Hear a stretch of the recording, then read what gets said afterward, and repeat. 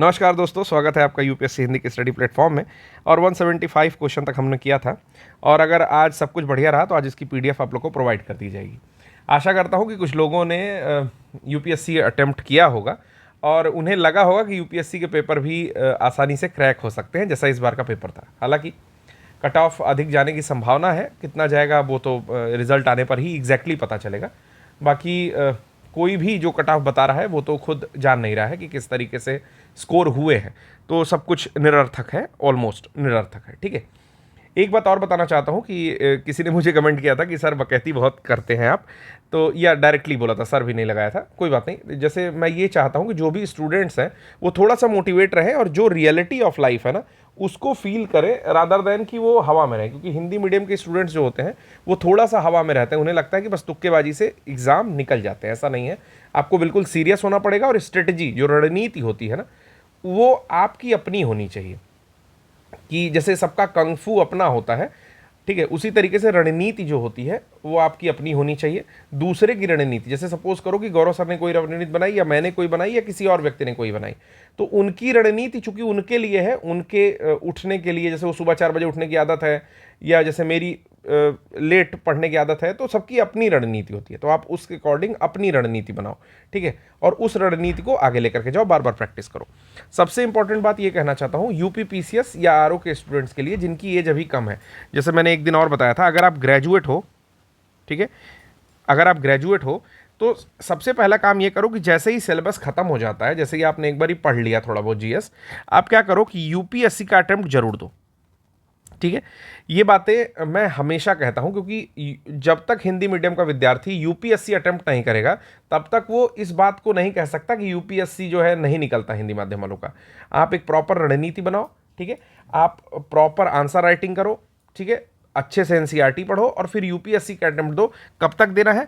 तो 25 साल की उम्र तक तो आपको यूपीएससी देना है, आपको यूपी पीसीएस आरओ इस बारे में नहीं सोचना है। ठीक है, जब तक जिम्मेदारियां आपके ऊपर नहीं है आप ढंग से यूपीएससी दो, क्योंकि जब आप लोग यूपीएससी दोगे तभी हिंदी माध्यम का रिजल्ट धीरे धीरे सुधरेगा। ठीक है, अदरवाइज आप केवल ब्लेम करते रहोगे कि ये ऐसे ट्रांसलेट कर देते हैं, कुछ नहीं ट्रांसलेट होता है। ठीक है, दोनों लैंग्वेजेस में लिखा होता है। अगर आपको बहुत परेशानी है तो आप थोड़ा सा इंग्लिश का वर्जन पढ़ लो।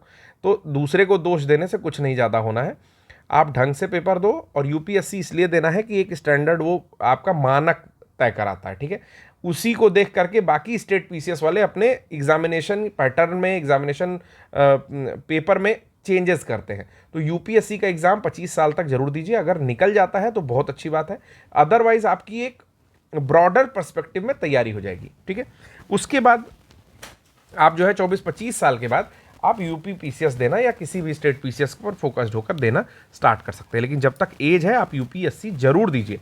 मेरा यह अनुरोध है हिंदी माध्यम के उन विद्यार्थियों से जो यूपीएससी का पेपर देख करके भागते हैं। ठीक है, भागिए मत, वो कोई खाएगा तो है नहीं। ठीक है, समय जरूर लैप्स हो जाता है यूपीएससी ना देने से, तो मेरा सुझाव है कि दीजिए। पहला प्रश्न पढ़ते हैं, चलिए, आज आपको पीडीएफ भी प्रोवाइड कर दिया जाएगा। पहला प्रश्न है कि फोर्ब्स द्वारा जारी विश्व की 100 सर्वाधिक शक्तिशाली महिलाओं की सूची में निम्न में से किन भारतीय महिलाओं को शामिल किया गया है? तो फोर्ब्स जो है हर बार एक सूची निकालता है जिसमें कुछ आपकी इन्फ्लुएंशियल महिलाएं होती हैं, पावरफुल महिलाएं होती हैं, और पूछ रहा है कि इसमें से कितनी भारतीय महिलाएं शामिल हैं। निर्मला सीतारमण, नीता अंबानी, रोशनी नाडर, सोमा मंडल और किरण मजूमदार शॉ। तो यहाँ पर 5 नाम दिए हुए हैं जिसमें से कुछ कोड दिया है कि 135, 1, 2, 3, 4 only, 1, 3, 4, 5 only and only 2 and 3। ठीक है, तो आपको बताना है कि कौन सा करेक्ट होगा। एक सेकंड रुक जाइए दोस्तों। ठीक है, तो इसमें से करेक्ट आंसर चूज करिए आप लोग। ठीक है, तो जो करेक्ट आंसर होगा उसमें नीता अंबानी को छोड़ करके, ठीक है, बाकी चारों महिलाएं निर्मला सीतारमण, रोशनी नाडर, सोमा मंडल और किरण मजूमदार शॉ, ये जो है फोर्ब्स की 100 मोस्ट पावरफुल इंडियन विमेन शामिल हुई हैं। ठीक है, इसमें जो सबसे कम एज की हैं उनका नाम है आपका, जो गायिका है टेलर स्विफ्ट जो है, उनको सबसे कम उम्र की है और सबसे पावरफुल विमेन माना गया। ठीक है, तो यहाँ पर एक्सप्लेनेशन देख लेते हैं कि 5 दिसंबर को, ठीक है, शायद आप लोग को दिख रहा हो, थोड़ा बहुत कट गया है क्या, एग्जैक्टली दिख रहा है। ठीक है, चलिए, कह रहा है कि 5 दिसंबर 2023 को ये फोर्ब्स पत्रिका द्वारा विश्व की 100 सर्वाधिक शक्तिशाली महिलाओं का नाम यहाँ पर, यह सूची जो है बाहर आई, जिसमें से पहले तो 20वां संस्करण है, कभी कभी ये भी पूछता है कि कौन सा एडिशन है, तो एडिशन कौन सा है, इट्स 20th संस्करण या एडिशन, ठीक है। तो वार्षिक सूची जो है इसमें 100 सर्वाधिक शक्तिशाली महिलाओं को शामिल किया गया, जिसमें सबसे युवा टेलर स्विफ्ट है। तो जिन लोगों को टेलर स्विफ्ट का नाम नहीं पता, खासकर हिंदी माध्यम के वो विद्यार्थी जो है भोजपुरी गाना ज़्यादा सुनते हैं, वो टेलर स्विफ्ट का कोई भी सॉन्ग एक बारी जाके सुन लेंगे, आपको समझ में आएगा। बहुत ज़्यादा ग्रैमी भी इन्होंने जीता है, एग्जैक्टली मुझे नहीं याद है, अगर आप कमेंट बॉक्स में कर दोगे कि 3 टाइम्स 4 टाइम्स ग्रैमी इन्होंने जीता है, ठीक है, तो ठीक रहेगा। ये सबसे युवा महिला है। उसके बाद शक्तिशाली महिला है यूएसए की ही जूडी फॉकनर जो है सबसे उम्र दराज महिला है। भारत में 4 महिला कौन कौन है, तो निर्मला सीतारमण है, रोशनी नाडर मल्होत्रा है, सोमा मंडल है और किरण मजूमदार शॉ है। क्रमशः स्थान भी यहाँ पर लिखा हुआ है, स्थान भी आप देख सकते हैं, हालांकि वो उतना महत्वपूर्ण नहीं है, ठीक है। तो जो मैंने कहा है 2 काम कर लीजिए। पहला तो जाकर के आप टेलर स्विफ्ट जब आप डालोगे, ठीक है, तो इनका मिल जाएगा। दूसरी एक और महिला है जिनको इस बार ऑस्कर में मिला है अवार्ड, तो उनका नाम है बेली एलिश, ELISH, ठीक है। दोनों लोग का नाम जाकर के हिंदी मीडियम वाले विद्यार्थी जरूर से सर्च करेंगे। इनको एक सॉन्ग के लिए आपका ऑस्कर मिला है और इन्हें कई टाइम्स ग्रैमी मिल चुका है। अभी सबसे शक्तिशाली कम उम्र की महिला है, 33 साल की हैं, ठीक है। चलिए, 17 अक्टूबर 2023 में फोर्ब्स द्वारा, फोर्ब्स एक पत्रिका है, ठीक है, फोर्ब्स एक पत्रिका है, उसमें भारत के 100 सबसे अमीर व्यक्तियों की सूची में सबसे कम उम्र के अरबपति पूछ रहे हैं, द यंगेस्ट बिलेनियर, ठीक है, in the list of India's 100 richest people. तो भारत में बहुत सारे अमीर लोग हैं, जिसमें से सबसे कम उम्र के कौन है ये पूछ रहा है। अक्टूबर का डेटा इसमें पूछ रहा है। शिव नाडर की बात करता है, निखिल कामत, सावित्री जिंदल और राधा किशन दामिनी, ठीक है। तो इसमें जो आंसर है वो है आपका बी, निखिल कामत। जो निखिल कामत है उन्होंने एक प्लेटफॉर्म बनाया, कौन सा प्लेटफॉर्म है, तो ट्रेडिंग या शेयर मार्केट के लिए एक प्लेटफॉर्म बनाया जिसका नाम है आपका ज़ेरोधा, ठीक है, नाम है ज़ेरोधा, ठीक। आपको बताना है कमेंट बॉक्स में कि कुछ और प्लेटफॉर्म है, जैसे मैं एकदम बता देता हूं, एंजल 1 है, ठीक है, उसके अलावा आता है ग्रो, जिसका ऐड भी आप लोगों ने देखा होगा, ठीक है। इसके अलावा आपका आता है, ठीक है, आपने देखा होगा मीरे एसेट, ठीक है। इसके अलावा आपका आता है अप स्टॉक, ठीक है। तो ये क्वेश्चन मैं आपसे पूछने वाला था लेकिन मैंने आपको बता दिया। तो ये कुछ अन्य ट्रेडिंग प्लेटफॉर्म है। इसके अलावा भी अगर आपको मालूम है कुछ ट्रेडिंग प्लेटफॉर्म के बारे में तो 1 2 3 करके आंसर कर दो। देखो, ट्रेडिंग प्लेटफॉर्म क्या होता है, जैसे शेयर मार्केट में पैसा लगाने के लिए आपको किसी ब्रोकर के थ्रू जाना पड़ता है, ठीक है। उस ब्रोकर के थ्रू ही आप शेयर मार्केट में जो सेंसेक्स होता है, निफ्टी 50 होता है, ठीक है, या मिड कैप निफ्टी होता है, इस तरह भारतीय बाजारों में पैसा लगाते हो, ठीक है। अब पहले ये काम जो है BSE और NSE, बॉम्बे स्टॉक एक्सचेंज और नेशनल स्टॉक एक्सचेंज के माध्यम से सीधे बंबई में होता था, जहां पर एक पर्सन ब्रोकर होता था जिसके थ्रू आप पैसे लगाते थे, ठीक। लेकिन अब वो चीज आपके वर्तमान युग में, ठीक है, ये जो करंट सिनेरियो चल रहा है उसमें किसी ऐप के थ्रू उस चीज को जो है वो कर दिया गया है, इजी कर दिया। तो सिंप्लीफाई इस तरीके से हो जाता है। तो जिन विद्यार्थियों को नहीं मालूम है शेयर मार्केट कैसे काम करता है, ठीक है, वो बस जान जाएं कि एक ब्रोकर होता है, ब्रोकर किसी ऐप के थ्रू फिर आपके पैसे दिए हुए लगाता है शेयर मार्केट में, ठीक है। चलिए, और उसके एवज में कुछ चार्ज करता है। तो यहाँ पर निखिल कामत जो व्यक्ति हैं, नाम याद रखिएगा, ये सबसे कम उम्र के अरबपति हो गए हैं। मुकेश अंबानी जो है प्रथम स्थान पर यहाँ पर भारत के अरबपतियों में है। बात है फॉर्चून ग्लोबल 500 सूची में कौन सी कंपनी शीर्ष स्थान पर रही। अगस्त की न्यूज़ है 2023 की, ठीक है, लेकिन नेक्स्ट जब भी सूची आती है उसको अपडेट करा दिएगा, पहला काम। और तब तक के लिए ये सूची इंपॉर्टेंट है। जैसे अभी यूपीएससी के क्वेश्चन अगर आपने देखे होंगे तो उसमें बिल्कुल डेट दे करके पूछा कि दिसंबर 2023 तक के डेटा के अनुसार, ठीक है, फला चीज जो है, अभी मुझे एग्जैक्टली क्वेश्चन नहीं याद आ रहा है, यूनेस्को की धरोहरों में कितनी शामिल है, ऐसा करके कुछ एक प्रश्न पूछा हुआ था। तो बता रहा है कि which company topped the Fortune global 500 list. तो फॉर्चून ग्लोबल 500 की लिस्ट है जिसमें आपकी वॉलमार्ट जो है वो टॉप की है। वॉलमार्ट कैसी कंपनी है, तो ये एक multi channel retailer type company है, ठीक है। उसके साथ ही ये ई कॉमर्स, फिर सुपरमार्केट, इस तरह के सारे प्लेटफॉर्म जो है अवेल कराता है, ठीक है। तो वॉलमार्ट जो है लास्ट 10 साल से जो है लगातार 10वें वर्ष जो है शीर्ष स्थान पर रहा। ये फॉर्चून पत्रिका द्वारा जारी जो होता है ग्लोबल 500, एक कंपनियों का लिस्ट। नेक्स्ट प्रश्न है यहाँ पर, वैश्विक बहुआयामी गरीबी सूचकांक, जिसको इंग्लिश में कहेंगे global multi dimensional poverty index 2023 के बारे में दो स्टेटमेंट्स दी हुई हैं। पहला है, it was issued by the International Monetary Fund, और दूसरा है, in a span of 15 years India has lifted 415 million people out of multi dimensional poverty. पहला की अंतर्राष्ट्रीय मुद्रा कोष के द्वारा जारी किया जाता है, और 5 वर्षों के अंतराल में भारत ने 415 मिलियन लोगों को बहुआयामी गरीबी से बाहर निकाला है। तो काफ़ी इंपॉर्टेंट है ये क्वेश्चन, ठीक है। Global multi dimensional poverty index के बारे में जो जो डेटा आपको मिल पाएगा, आप जो है कहीं से भी नोट डाउन कर लेना, ठीक है। तो पहला स्टेटमेंट इसमें जो दोस्तों इसमें दिया हुआ है, आईएमएफ के द्वारा जारी किया जाता है। बेसिकली आईएमएफ के द्वारा जारी नहीं किया जाता है, यूएनडीपी के द्वारा जारी किया जाता है, ठीक है। ये मिल करके आपका दूसरी संस्था से जारी करता है। दूसरा स्टेटमेंट यहाँ पर बिल्कुल सही है, तो उसके अकॉर्डिंग जो ऑप्शन बी होगा वो करेक्ट होगा। ये एक्सप्लेनेशन एक बार देख लेते हैं कि संयुक्त राष्ट्र विकास परिषद यानी कि यूएनडीपी और ऑक्सफोर्ड गरीबी एवं मानव विकास पहल यानी कि poverty and human development initiative जो है, उसके द्वारा संयुक्त राष्ट्र से वैश्विक बहुआयामी गरीबी सूचकांक 2023 को प्रकाशित किया गया। इसके अनुसार 15 वर्ष के अंतराल में 415 मिलियन लोगों को बहुआयामी गरीबी से बाहर निकालने में सफलता प्राप्त की गई, ठीक है। तो यहाँ पर एक्सप्लेनेशन मैंने देख लिया है। एक चीज़ और बताना चाहता हूँ कि ये यूपीएससी हिंदी फॉर सीएस करके टेलीग्राम चैनल है।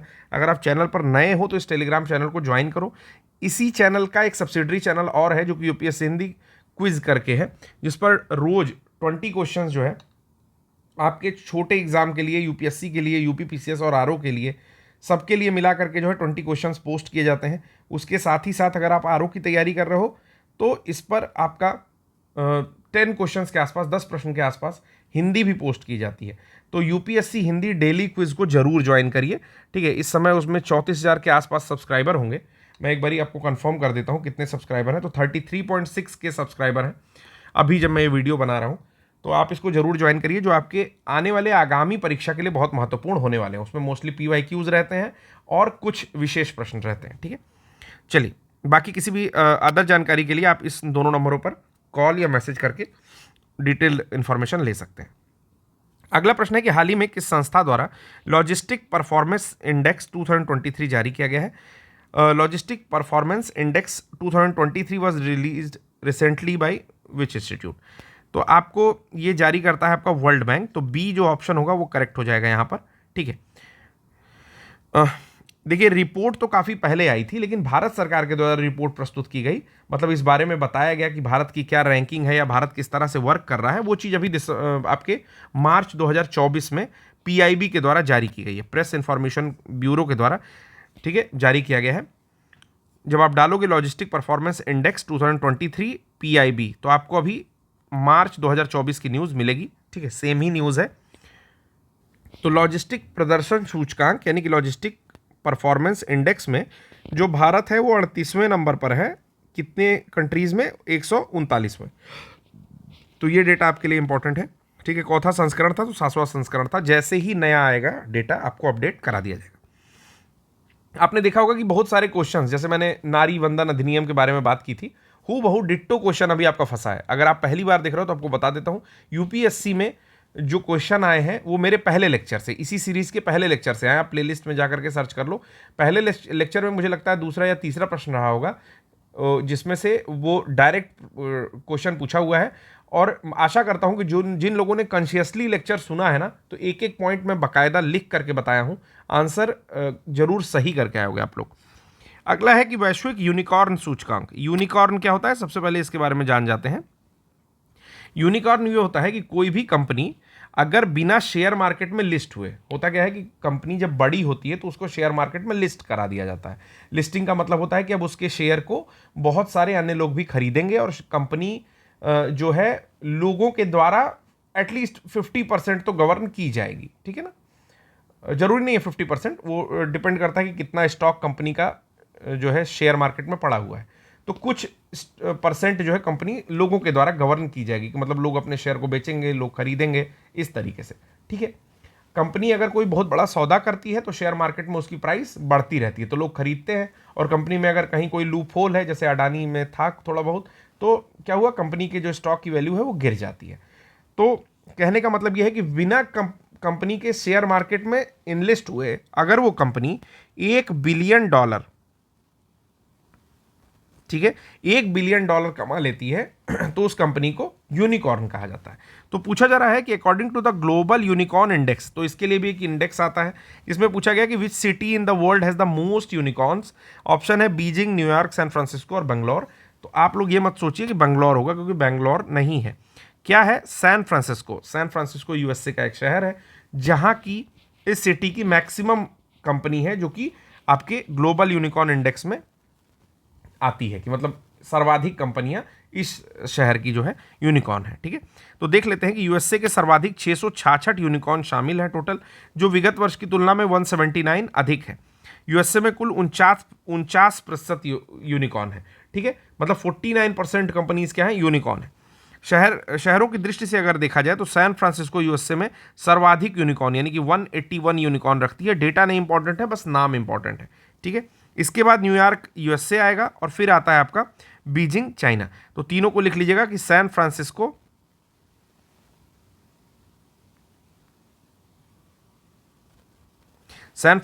फिर आता है आपका न्यूयॉर्क, एक सेकंड, ठीक है, NY मैं लिख देता हूं, न्यूयॉर्क, और फिर आता है बीजिंग। ठीक है, चलिए, भारत जो है यूनिकॉर्न के संदर्भ में वैश्विक स्तर पर तीसरे स्थान पर आता है। तो तीसरे स्थान पर भारत रहेगा ही, क्योंकि ये दोनों कंपनी कहाँ की है? अमेरिका की, यानी कि यूएसए की है। इसके बाद है चाइना और फिर आता है भारत। तो इंडिया भी ग्रो कर रहा है। ठीक है, आप लोग सपोर्ट करिए चैनल को यार, यूनिकॉर्न बनवाओ। चलिए आगे आ जाइए कि भारत में 68 यूनिकॉर्न है, जो कि विगत वर्ष की तुलना में 14 अधिक है। तो सर्वाधिक शहर में, भारतीय शहरों में अगर सर्वाधिक यूनिकॉर्न की बात करेंगे तब फिर आएगा बेंगलुरु, कर्नाटक में स्थित शहर। यहाँ पर सर्वाधिक यूनिकॉर्न कंपनियां हैं।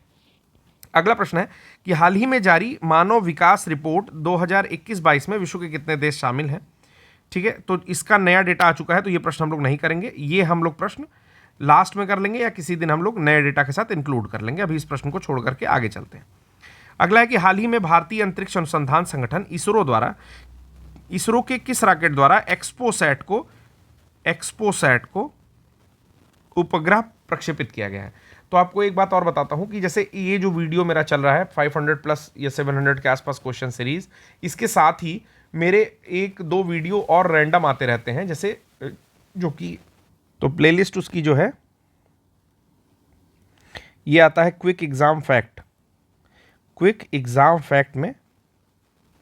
ठीक है, टोटल 5 वीडियो अभी तक मैंने बनाए हैं, तो आप उनको देख सकते हैं। ठीक है, तो इसके बारे में भी बात किया हुआ है, एक्सपोसैट के बारे में, यहाँ गलत लिखा हुआ है। ठीक, तो ये भेजा जा रहा है आपका PSLV C58 से। आपने मुझे आंसर किया था कि C57 से क्या जा रहा है, फिर भी एक बार आंसर कर सकते हैं कि C57 से अभी क्या भेजा गया है। ठीक है, चलिए नेक्स्ट क्वेश्चन पर चलते हैं। तो PSLV C58 द्वारा एक्सपोसैट उपग्रह को 1 जनवरी को प्रक्षेपित किया जाए।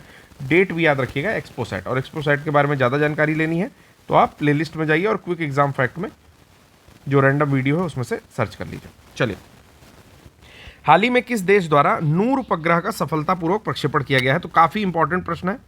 ठीक है, UPPCS और UPRO के लिए मैं 5 स्टार दे रहा हूँ। अगर ये क्वेश्चन फंस जाता है तो आप लोग कमेंट बॉक्स में बताइएगा कि हाँ सर फंसा था। ठीक है, क्योंकि ये आपका काम है। मुझे याद नहीं रहता कि किस वाले वीडियो में है, लेकिन आप लोग को याद रहता है कि हाँ सर जो है क्वेश्चन आया हुआ था। तो ये है ईरान का, काफ़ी महत्वपूर्ण प्रश्न है। मैं बता रहा हूँ कि अभी से लेकर के जो भी एग्जाम होने वाले हैं दिसंबर तक, उसमें इस प्रश्न के आने की संभावना बहुत ज़्यादा है। फिर वो चाहे UPPCS हो या कोई बीच में अगर UPSSC का कोई एग्ज़ाम होता है या फिर UPRO का एग्ज़ाम है या कोई भी एग्ज़ाम अगर ऐसा रिटर्न होता है तो उसमें नूर सैटेलाइट के बारे में पूछे जाने की संभावना ज़्यादा है। ईरान का है, 27 सितंबर को ये जो है भेजा गया था। नूर 3 सफलतापूर्वक लॉन्च कर दिया गया है ईरान का उपग्रह। अगर ईरान का एक छोटा सा मैप बनाने की कोशिश की जाए तो कुछ ऐसा जो है एक मैप बनेगा। ठीक है, और इसमें यहाँ पर आपका कैस्पियन सी होगा। ठीक है ना, यहाँ पर कैस्पियन सी है, ये जो पोर्शन मैं दिखा रहा हूँ। ठीक, और यहाँ पर भारत ने चाबहार पोर्ट डेवलप किया और 10 साल के लिए इससे करार भी कर लिया है। ठीक है, उसके बाद इस पोर्शन पर, ये जो दबा हुआ पोर्शन है, ठीक है, यहाँ पर आपका हॉर्मुज है? एक सेकंड, मैंने एक बार क्वेश्चन भी पूछा, शायद किसी ने बताया नहीं। तो ये ओमान और ईरान के बीच में है हॉर्मुज, ठीक है। इस पर शायद यूपीआरओ में क्वेश्चन पूछा हुआ है या यूपीपीसीएस में पूछा हुआ है, एक बार जाकर चेक कर लीजिएगा, ठीक है। प्रीवियस ईयर क्वेश्चन पूछा हुआ है, और इसमें जो ओमान का पोर्शन है, जितना मैंने कलर किया बस इतना ही है, बाकी आपका पोर्शन यूएई का है, ठीक है। तो काफ़ी कंफ्यूजिंग क्वेश्चन भी था ये। फिर यहाँ पर आता है पर्शियन गल्फ, पर्शियन गल्फ, ठीक है। इधर इराक से टच है, वो सब मैं नहीं बता रहा हूँ, बस वाटर बॉडीज बताया हूँ कि यहाँ पर पर्शियन गल्फ है, यहाँ पर कैस्पियन सी है, यहाँ पर आपका स्टेट ऑफ हॉर्मुज पड़ता है। इस पोर्शन पर ये जो मैं कलर कर रहा हूँ, इतना ही बड़ा ओमान पड़ता है, ठीक है, बाकी यूएई है। और मतलब स्टेट ऑफ हॉर्मुज के बारे में अगर पूछेगा तो आप बताओगे कि ओमान और ईरान के बीच में है, ठीक। और यहाँ पर आपका चाबहार पोर्ट पड़ता है, ठीक। तो ईरान को इसलिए बताया हूँ क्योंकि ईरान थोड़ा न्यूज़ में भी है, इंडिया ने चाबहार के लिए 10 साल का करार भी किया है, तो काफ़ी ज़्यादा पूछे जाने की संभावनाएं हैं किसी भी अपकमिंग एग्जामिनेशन में, ठीक। चलिए अगला प्रश्न देखते हैं कि हाल ही में भारत द्वारा प्रक्षेपित प्रथम सौर मिशन का नाम क्या है? तो आदित्य L1 नाम है, काफी टाइम नहीं वेस्ट करेंगे यहाँ पर। What is the name of the first solar mission launched by India? तो फर्स्ट सोलर मिशन है आदित्य L1। एल क्या रिप्रेजेंट करता है? तो एल रिप्रेजेंट करता है लैग्रांजे बिंदु को, लैग्रांजे पॉइंट को। मैंने अभी जो प्लेलिस्ट बताई है आपको, प्लेलिस्ट क्या बताई है? क्विक एग्जाम फैक्ट, इसमें जाइए, आपको सोलर मिशन वाला आदित्य L1 के बारे में जानकारी मिल जाएगी। लैग्रांज बिंदु क्या होता है उसके बारे में प्रॉपर नॉलेज जो है आपको मिल जाएगी। अगर आपको देखना हो तो आप प्लेलिस्ट एक बारी स्क्रॉल करके देख लीजिएगा। 2 सितंबर को प्रक्षेपित किया गया है, डेट याद रखिएगा, ठीक है, क्योंकि क्वेश्चन जब भी आरओ टाइप के पेपर के लिए बनाता है तो उसमें डेट बहुत महत्वपूर्ण हो जाती है, ठीक है। तो 2 सितंबर को प्रक्षेपित किया गया है। PSLV C57 द्वारा प्रक्षेपित किया गया है, जिसको मैंने क्वेश्चन भी पूछा था आपको, कहाँ से प्रक्षेपित किया जाता है? तो SCSD से प्रक्षेपित किया जाता है, SDSC से, सतीश धवन स्पेस स्टेशन, ठीक है ना, स्पेस सेंटर से प्रक्षेपित किया गया है। और आदित्य L1 में L1 जो है सन सैटेलाइट सिस्टम के लैग्रेंज बिंदु है, ये भी मैंने बता दिया, और ये भारत का पहला सोलर मिशन होगा। अगला प्रश्न है दोस्तों कि हाल ही में किस संस्थान द्वारा नभ मित्र डिवाइस का सफल परीक्षण किया गया है? रिसेंटली द नभ मित्र डिवाइस रिसेंटली टेस्टेड, ठीक है। तो आगामी परीक्षा के लिए ये भी काफ़ी महत्वपूर्ण हो जाता है। तो ये डेवलप किया गया है आपका इसरो के द्वारा, ठीक है। 3 स्टार इसको भी दे रहा हूँ, नाम याद रखेंगे। नभ मित्र डिवाइस जो है वो आपके इसरो के द्वारा, ठीक है, इंडियन स्पेस रिसर्च ऑर्गेनाइजेशन के द्वारा जो है लॉन्च किया गया। आपको बताना है कि इस्टेब्लिशमेंट कब थी। कभी कभी आरओ के जैसे पेपर में इस टाइप के भी घटिया प्रश्न पूछते हैं कि इसरो को इस्टेब्लिश कब किया गया, तो आपको कमेंट बॉक्स में बताना है कि कब किया गया, ठीक है। तो इसरो ने नवमित्र द्वारा एक जो है इनोवेटिव सेफ्टी डिवाइस का सफल परीक्षण किया है। क्या है? इनोवेटिव अभिनव सुरक्षा उपकरण या इनोवेटिव सेफ्टी डिवाइस है। अगला प्रश्न आता है 187, हाल ही में किस देश द्वारा लैंडर मिशन लूना 25 का प्रक्षेपण किया गया? तो रूस के द्वारा जो है लैंडर मिशन लूना 25 का प्रक्षेपण किया गया है। आर्टेमिस किसके द्वारा किया जा रहा है? तो आर्टेमिस किया जा रहा है यूएसए के द्वारा। भारत के द्वारा क्या किया गया? तो भारत के द्वारा चंद्रयान C3 मैं लिख रहा हूँ, चंद्रयान 3 किया गया। किस पॉइंट पर पहुंचा? तो जिस पॉइंट पर उतरा उसका विक्रम लैंडर, उसका नाम है शिव शक्ति पॉइंट, ठीक है। चलिए अगला प्रश्न देख लेते हैं। चलिए 47 वर्षों में रूस द्वारा चंद्रमा की सतह पर लैंड करने के उद्देश्य से प्रक्षेपित प्रथम चंद्र मिशन है ये। और रूसी अंतरिक्ष एजेंसी रॉसकॉस्मोस, जो इसका नाम है, रॉसकॉस्मोस द्वारा जो है 2023 में इसको सोयूज 2.1B फ्रेगेट रॉकेट से भेजा गया। देखिए सेम प्रश्न वहीं पूछ लिया है तो आप तुरंत टिक कर दोगे कि चंद्रमा की सतह पर जिस स्थान पर चंद्रयान 3 का विक्रम लैंडर उतरा उस स्थान का नाम क्या रखा गया? तो नाम है शिव शक्ति पॉइंट, ठीक है। ये काफी इंपॉर्टेंट है। आपको ये बताना है कि इसके पहले जब चंद्रयान 2 क्रैश हुआ, चंद्रयान 2 क्रैश हुआ, ठीक है, तो जिस स्थान पर उसको उतरना था और उतरने से पहले क्रैश हो गया उसका भी नाम रखा गया, ठीक। और इसमें क्लॉज होता है, क्यों अभी रखा गया मन में प्रश्न हो रहा होगा। तो क्लॉज होता है कि भाई इतने वर्ष बीत जाए या नेक्स्ट मिशन आप लेके आओ, ठीक है, कुछ ऐसा क्लॉज है, उस समय जो है आप नाम रख सकते हो पुराना वाला। तो क्या नाम उसका रखा गया ये आप कमेंट बॉक्स में मुझे बताओ। काफी यूनिक प्रश्न है, जो भी पहले 3 लोग जो है बताएंगे उनका नाम मैं अगली बार स्क्रीनशॉट लेकर के आऊंगा। प्रॉपर बताना कि जब चंद्रयान 2 मिशन फेल हुआ, ठीक है, तो किस पॉइंट पर उतरने वाला था जिस कारण फेल हुआ, ठीक है। चलो आइए, चंद्रयान मिशन 3 का प्रक्षेपण किया गया और LMB 4 से, और इसको शिव शक्ति से जाना जाएगा। चलिए कह रहा है कि हमारे सौरमंडल में किस ग्रह के उपग्रह सबसे अधिक है। तो आपको पता है कि उपग्रह हम लोग के वहाँ जो है वेरी करते रहते हैं, कभी किसी ग्रह के उपग्रह बहुत ज़्यादा हो जाते हैं, कभी किसी ग्रह के उपग्रह, जैसे खोज होती है उस हिसाब से ये चीज़ें चलती रहती हैं। लेकिन अगर आपसे बोल दे कि रिसेंट डेट दे दे कि भाई फरवरी 2024 के अनुसार किस ग्रह के उपग्रह सबसे ज़्यादा हैं, तो आपका आंसर होगा सैटर्न या शनि। ठीक है, के उपग्रह सबसे ज़्यादा है, शनि ग्रह के उपग्रह सबसे ज़्यादा है। किस तरह का प्लेनेट है, इनर प्लेनेट है कि आउटर प्लेनेट है, तो ये आउटर प्लेनेट है। ठीक है, मतलब जो बृहस्पति के बाद आते हैं उनको आउटर प्लेनेट कहते हैं। ठीक है, तो ये आउटर प्लैनेट्स की श्रेणी में आता है। इसके पास 7 वलय हैं यानी कि रिंग्स हैं शनि के आसपास में। ठीक है, जो कि डिफरेंट गैसेस की बनी हुई हैं। एक चीज और बताना चाहता हूं कि आपको बताना है कि गैनेमिड जो कि सबसे बड़ा आपका सैटेलाइट है, सबसे बड़ा मून सैटेलाइट या उपग्रह कह सकते हैं, प्राकृतिक उपग्रह गैनेमिड किसका है। उसके साथ साथ आपको बताना है कि यूरोपा किसका है। ठीक है, और टाइटन किसका है। तीनों का आंसर करिए, गैनेमिड, टाइटन, यूरोपा। ठीक है, ये किसके उपग्रह है। चलिए, और एक चीज और बतानी है कि डिमोस फोबोस किसका है। डिमोस फोबोस, मैं जानता हूं कि ये सारे क्वेश्चन आसान है, ठीक है, लेकिन फिर भी आप लोग आंसर करके मुझे बताओ। चलो, तो यहां पर दिया हुआ है शनि के इतने सारे उपग्रह हैं, 146 के आसपास उपग्रह हैं। ठीक है, और बृहस्पति के अभी 95 रह गए हैं। ये सारी चीज़ें जो है अंतर्राष्ट्रीय खगोलीय संघ यानी कि IAU, इंटरनेशनल एस्ट्रोनॉमिकल यूनियन द्वारा जो है जारी की जाती है। शनि के 63 नए उपग्रह खोज दिए गए।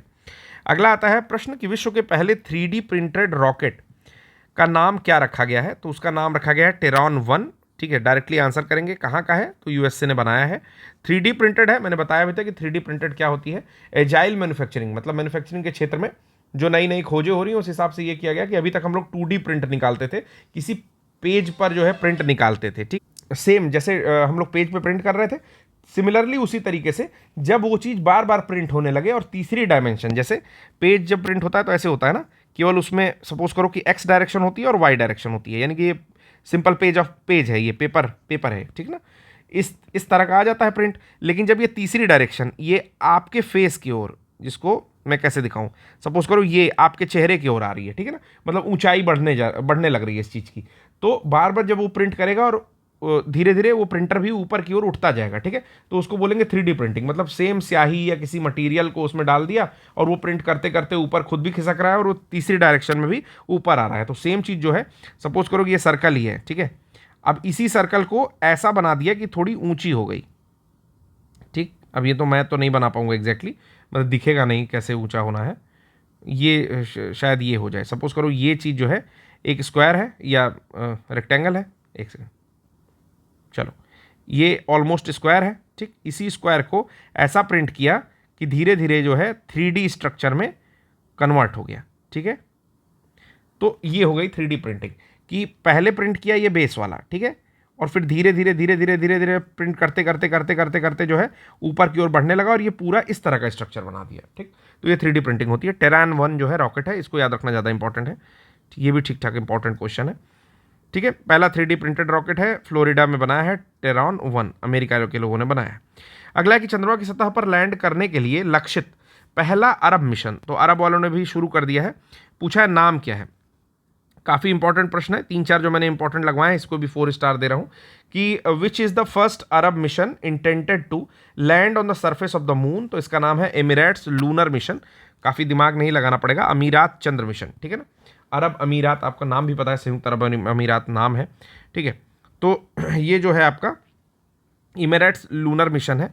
देख लेते हैं इसको, जो है आपके फॉल्कन 9 रॉकेट द्वारा जो है अभी सफलतापूर्वक छोड़ा गया है और फ्लोरिडा से स्पेस एक्स के रॉकेट है फॉल्कन 9, उसके द्वारा छोड़ा गया। कब छोड़ा गया, तो दिसंबर लास्ट में छोड़ा गया और अप्रैल में जो है उतर जाना चाहिए था इसको, ऐसा इसका चल रहा था। चलिए आइए अगला प्रश्न देखते हैं कि निम्न में से कौन हाल ही में नासा द्वारा प्रस्तावित आर्टेमिस 2 मिशन के से भेजे जाने वाले अंतरिक्ष यात्रियों में शामिल नहीं है। काफ़ी बेहतरीन प्रश्न पूछा हुआ है। ठीक है, जिसने भी क्वेश्चन सेट किया टीम ने, बहुत बहुत धन्यवाद। काफ़ी बढ़िया प्रश्न पूछा है क्योंकि आर्टेमिस ह्यूमन मिशन है जो कि आपका चंद्रमा पर जाने वाला है। ठीक है, तो एक बार क्वेश्चन और देख लेते हैं अंतरिक्ष यात्रियों के लिए कि who among the following is not included not included के बारे में कह रहा है यहाँ पर, ठीक है। Astronauts to be sent the Artemis mission 2 recently proposed by NASA. पहला तो नासा के द्वारा मिशन भेजा जा रहा है, मैन मिशन है, मतलब इंसान जा रहे हैं। इसमें 4 लोग टोटल जा रहे हैं, जिसमें एक महिला है, ठीक है, Christina Hammock Koch, Jeremy Hansen, Reid Wiseman और विक्टर ग्रिग्नार्ड। तो इसमें जो नहीं जा रहे हैं वो है विक्टर ग्रिग्नार्ड, जो है ये नहीं जा रहे हैं। बाकी तीनों लोग जा रहे हैं, इनके साथ में एक व्यक्ति और जा रहा है। एक्सप्लेनेशन एक बारी देख लेते हैं कि रीड वाइजमैन जा रहे हैं, विक्टर ग्लोवर जा रहे हैं, क्रिस्टीना हैमॉक कोच जो पहली आपकी महिला अंतरिक्ष यात्री है, ठीक है ना, मिशन चंद्र मिशन पर जाने वाली पहला महिला अंतरिक्ष यात्री है क्रिस्टीन कोच, और उसके अलावा जेरेमी हैसन। तो नाम याद रखिए, काफ़ी इंपॉर्टेंट है। इसको दोबारा भी आप लोग एक बार रिवाइंड करके ये लेक्चर देख सकते हैं। रिवाइंड ना भी करें तो जितनी चीज़ें मैंने आपको बताई कि इंपॉर्टेंट है, कम से कम वो दोबारा देख लीजिए, ठीक है। तो आर्टेमिस 2 मिशन जो है काफ़ी एक्सपेक्ट किया जा रहा है इस मिशन से। फिर कहता है कि सुपर कंप्यूटर को हाल ही में विश्व में द्रुततम यानी कि सबसे तेज़ जो है फास्टेस्ट सुपर कंप्यूटर बताया गया है। तो इसमें फंसना ही नहीं है, फ्रंटियर है, यूएसए का कंप्यूटर है, सबसे तेज या सबसे फास्टेस्ट है। जो सुपर कंप्यूटर होती है उनकी स्पीड मापी जाती है पेटा फ्लॉप्स में, पेटा फ्लॉप्स, ठीक है ना। चलिए देख लेते हैं कि अमेरिका में स्थित कंप्यूटर है फ्रंटियर, द्रुततम सुपर कंप्यूटर है यानी कि फास्टेस्ट सुपर कंप्यूटर है, फास्टेस्ट सुपर कंप्यूटर है। एरावत जो है भारत का सबसे फास्टेस्ट सुपर कंप्यूटर घोषित किया गया है। एक्सप्लेनेशन काफ़ी इंपॉर्टेंट था इसका, ठीक है। चलिए आगे सुपर कंप्यूटर पर ही अगला प्रश्न यहाँ पर पूछ लेता है। चलिए इस प्रश्न को सॉल्व करने का प्रयास करते हैं, मैं बताऊंगा कैसे सॉल्व होगा। तो लिखा हुआ है कि super computers and related institute, ठीक है, which super computer is developed by which institute, simply पूछना ये चाहता है। तो कह रहा है परम अनंत, परम शिवाय और परम गंगा, ठीक है। तो देखिए इसको ट्रिक कैसे याद करेंगे कि शिवाय की नगरी है बीएचयू, तो इसको बीएचयू से कर दो। परम गंगा, गंगा निकलती है रुड़की उड़की उत्तराखंड के आसपास से, ठीक है, तो इसको रुड़की कर दो, ठीक। और तीसरा अनंत जो है वो आईआईटी गांधीनगर। बाकी ऑप्शन जो भी टिक करना वो टिक कर लो। यहाँ पर कुछ डेटा दिया हुआ है, इसको पॉज करिए, इसका स्क्रीनशॉट लीजिए, ठीक है, और इसके स्क्रीनशॉट को कहीं ना जो है लिख करके रख लीजिए। क्या क्या दिया हुआ है, जैसे परम कामरूप के बारे में दिया हुआ है, तो कामरूप आपको पता चल जाएगा कि चूंकि कामरूप जो है असम का पुराना नाम है, तो ये गुवाहाटी का है, इसमें ज़्यादा कोई ट्रिक नहीं है याद करने के लिए। अनंत जो है वो गांधीनगर का है, ठीक। फिर परम पोरुल, पोरुल भी आपका तिरुचिरापल्ली से थोड़ा सा लिंक हो जाएगा, काफ़ी इसमें ट्रिक नहीं है, ठीक है। तो परम अनंत आपको याद करना है। दूसरी चीज़ परम प्रवेगा, ये कुछ साल पहले आया था परम प्रवेग, तो ये ऐसे बंगलौर ने बनाया था। परम गंगा का मैंने ट्रिक बता दिया, परम शिवाय का मैंने बता दिया। परम शक्ति भी आईआईटी खड़गपुर आसानी से याद हो जाएगा, लेकिन फिर भी चलिए इसको टिक कर लीजिए। परम संगणक किसने बनाया, तो आईआईटी कानपुर ने बनाया। बेसिकली आईआईटी कानपुर में जो कंप्यूटर साइंस की ब्रांच है वो सबसे अच्छी मानी जाती है, ठीक है। तो परम संगणक, संगणक मतलब कंप्यूटर, तो कंप्यूटर साइंस से परम संगणक इन्होंने बनाया, तो इसको भी एक ट्रिक के द्वारा आप याद कर सकते हो। परम सिद्धि, ये सी डैक से सिद्धि आप समझ सकते हो ऐसे ही, तो परम सिद्धि भी आप याद कर सकते हैं। और परम ब्रह्मा जो है IISER पुणे द्वारा बनाया गया है, ठीक है। तो कुछ यहाँ पर सुपर कंप्यूटर्स है जिसको अभी आप नाम याद रखेंगे। आपको कमेंट बॉक्स में बताना है कि एरावत को किसने बनाया, ठीक। चलिए हाल ही में चर्चा में रहा वूश शब्द, वूश किससे संबंधित है, तो वूश जो है आपका हाई स्पीड ट्रेन है, हाई स्पीड ट्रेन जिसका नाम है वूश, ठीक है। तो वूश का फुल फॉर्म क्या है एक बारी देख लेते हैं। पहले तो जानते हैं कि इंडोनेशिया की ट्रेन है, ठीक है, और वूश का फुल फॉर्म है वाक्टू हेमेट ऑपरेसी ऑप्टिमल सिस्टेन हैबिनेट, ठीक है, हैबेट हीबेट। तो इस तरह का कुछ वूश का फुल फॉर्म जो है लिखा गया है। कब चली, तो इंडोनेशिया में चली है 2 अक्टूबर के आसपास में। वहाँ के राष्ट्रपति थे जोको विडोडो। दक्षिण पूर्व एशिया की सबसे पहली हाई स्पीड रेल का अनावरण कर दिए गए हैं, ठीक है, जिसका नाम है वूश। सबसे इंपॉर्टेंट चीज़ क्या है कि इंडोनेशिया में चीन द्वारा वित्त पोषित है, यानी कि चीन ने इसको क्या किया है, फाइनेंस किया है। चलिए अगला प्रश्न देखते हैं 196 कि भारत का पहला स्वदेशी 700 मेगावाट इलेक्ट्रिकल क्षमता का दाबित भारी जल रिएक्टर किस राज्य में स्थापित किया गया है। तो कहता है कि 700 मेगावाट इलेक्ट्रिक इंडिजीनियस मतलब स्वदेशी प्रेशराइज्ड हेवी वाटर रिएक्टर। तो हेवी वाटर का रिएक्टर किस स्टेट में दिया गया है, 4 दिया है ऑप्शन। पहला दिया है कर्नाटक, फिर हरियाणा, गुजरात और चौथा ऑप्शन दिया हुआ है यहाँ पर आपका उत्तर प्रदेश। तो जो करेक्ट इसमें ऑप्शन लगता है वो है आपका गुजरात। तो गुजरात वो स्टेट है जहाँ पर जो है 700 मेगावाट, ठीक है। गुजरात देख करके आगे चलेंगे। देखिए काकरापार जो है परमाणु ऊर्जा परियोजना है KAPP में, यहाँ पर पहले स्वदेशी रूप से विकसित 700 मेगावाट परमाणु ऊर्जा रिएक्टर का सफलतापूर्वक वाणिज्यिक संचालन शुरू किया गया है। आपको बताना है कि उत्तर प्रदेश में पड़ने वाले परमाणु ऊर्जा का,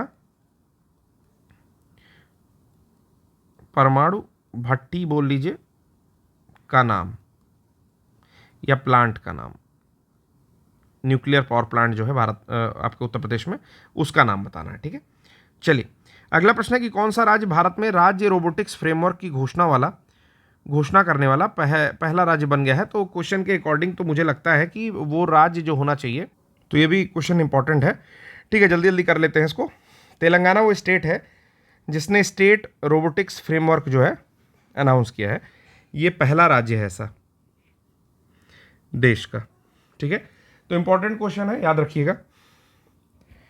अगला देख लेते हैं। यहाँ पर प्रश्न है कि हाल ही में विश्व का पहला नैनो डीएपी तरल उर्वरक प्लांट कहाँ स्थापित किया गया है। तो भारत है, गुजरात में स्थापित हुआ है, कलोल में शायद। ठीक है, तो देख लेंगे कलोल में नैनो डीएपी डायमोनियम फॉस्फेट तरल विनिर्माण संयंत्र का उद्घाटन यहाँ पर किया गया है।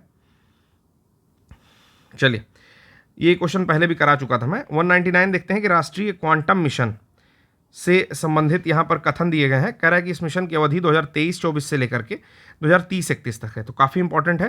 फिर से देखिएगा, 3 स्टार लगा रहा हूँ यूपीपीसीएस के लिए और आरओ के लिए। काफ़ी इंपॉर्टेंट प्रश्न है।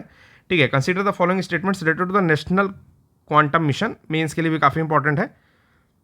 चलिए एक सेकेंड। ठीक है, तो कह रहा है the duration for the mission is from year 2023-24 to the year 2030-31 और capacity of quantum computers built under this will be 52,000 physical qubits. ठीक है, तो इसकी जो क्षमता होगी वो 50 से 1000 भौतिक क्यूबिट होगी। तो ये स्टेटमेंट जो है दोनों ही करेक्ट है आपका। ठीक है, और एक्सप्लेनेशन एक बार देख लेते हैं कि नरेंद्र मोदी की अध्यक्षता में केंद्रीय मंत्रिमंडल ने राष्ट्रीय क्वांटम मिशन स्टार्ट किया। डेट याद रखेंगे कब याद स्टार्ट किया, 19 अप्रैल को स्टार्ट किया 23 में। ठीक है, और कितने वर्ष के लिए है, तो लगभग 7 वर्ष की परिकल्पना यहाँ पर रखी गई है एक।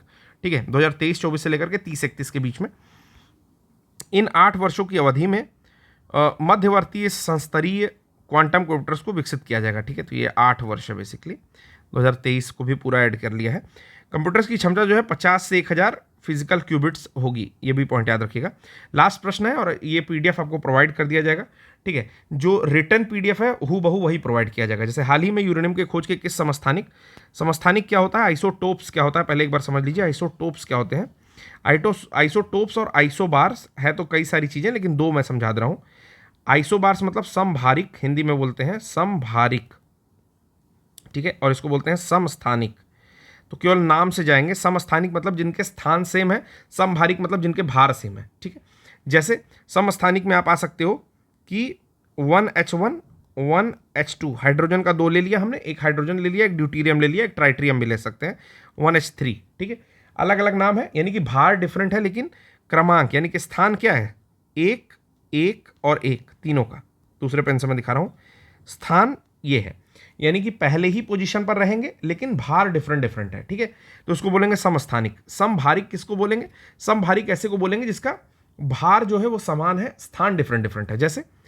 जैसे आप ले सकते हो कि कार्बन का परमाणु क्रमांक तो 6 है लेकिन भार 14 हो सकता है, जबकि 7 नाइट्रोजन का परमाणु भार भी 14 हो सकता है। तो परमाणु भार क्या हो गए, समान हो गए, लेकिन स्थान क्या है, डिफरेंट है। तो ये समभारिक कहलाए। ठीक है, सम न्यूट्रिनो क्या होता है आप कमेंट बॉक्स में बता सकते हो। तो यूरेनियम का अच्छा समस्थानिक जो मिला है वो अभी 235 तो पहले से 241 अभी मिला है। ठीक है, तो काफ़ी अच्छा क्वेश्चन है ये भी कि नया समस्थानिक है 241। छोटे एग्जाम के लिए काफ़ी इंपॉर्टेंट प्रश्न है। तो जो लोग भी 1 डे एग्जाम भी देते हो, ठीक है, जैसे एसएससी का देते हो, तो उसके लिए भी काफ़ी महत्वपूर्ण है, आप लोग देख सकते हो। और सबसे भारी जो है वो 238 वाला समस्थानिक होता है। ठीक है, चलिए इसके साथ साथ एक न्यूज़ आजकल बहुत चल रही है, जैसे मोहनजोदड़ो जो है यहाँ पर जो अब एक्सकवेशन हो रहा है, इसमें कुछ वैज्ञानिकों ने यह दावा किया है कि जो हमें कंकाल मिल रहे हैं उसमें आपका रेडियो सक्रियता के लक्षण मिल रहे हैं। इसीलिए किसी पशु पक्षी द्वारा जो है पूरी तरह से खाया नहीं गया इन्हें, ठीक। फिर जो स्थिति मिल रही है कि कोई बच्चा है जो अपने पिता का हाथ पकड़ा हुआ है या माता का हाथ पकड़ा हुआ है, और बड़ी विशेष स्थिति में ही लोग डेथ कर गए हैं कि एक पोजीशन में बैठे हुए हैं, डेथ कर गए हैं, ठीक है। तो इससे ये अनुमान लगाया जा रहा है कि कहीं ना कहीं ऐसा हो सकता है कि न्यूक्लियर अटैक या न्यूक्लियर परीक्षण या इस तरह का कोई घटना हुआ हो, जो कि जैसा कि हिरोशिमा में हुआ, ठीक है। तो उन चीज़ों को लेकर कयास लगाए जा रहे हैं। अगर आप चाहते हो कोई वीडियो मैं इस पर बनाऊं तो एक बारी मैं बना दूंगा, लेकिन प्रॉपर कमेंट्स अगर आएंगे तो। आज के लिए इतना ही। आपको पीडीएफ अभी प्रोवाइड कर दी जाएगी, आपके पास ये लेक्चर आधे घंटे में पहुंच जाएगा, ठीक है। तो जय हिंद, मेहनत करते रहिए, 6 महीने का लगभग टाइम है, ठीक है। दम लगा दीजिए पूरा, ठीक है, और हम लोग आपके साथ हैं। इस करंट अफेयर से बहुत ज़्यादा बेनिफिट होने वाला है। अपने जो भी फ्रेंड्स हैं, जो भी परिवार के लोग हैं, ठीक है, उन्हें आप ये नॉलेज के साथ साथ एग्जाम क्रैक करने के लिए हेल्पफुल हो सकता है, तो शेयर करिएगा। धन्यवाद।